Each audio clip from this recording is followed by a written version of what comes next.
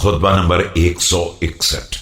آپ علیہ السلام کے خطبے کا ایک حصہ جس میں رسول اکرم صلی اللہ علیہ وآلہ وسلم کی صفات، اہل بیت علیہ السلام کی فضیلت اور تقوی و اتباع رسول صلی اللہ علیہ وآلہ وسلم کی دعوت کا تذکرہ کیا گیا ہے۔ بسم اللہ الرحمن الرحیم۔ رسول خدا صلی اللہ علیہ وآلہ وسلم، اہل بیت علیہ السلام اور دین کی پیروی۔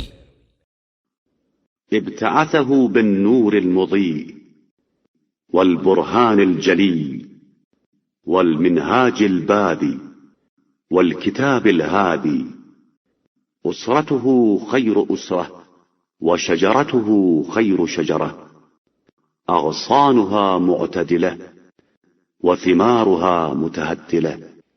پروردگار نے آپ صلی اللہ علیہ وآلہ وسلم کو روشن نور، واضح دلیل، نمایاں راستہ اور ہدایت کرنے والی کتاب کے ساتھ بھیجا ہے۔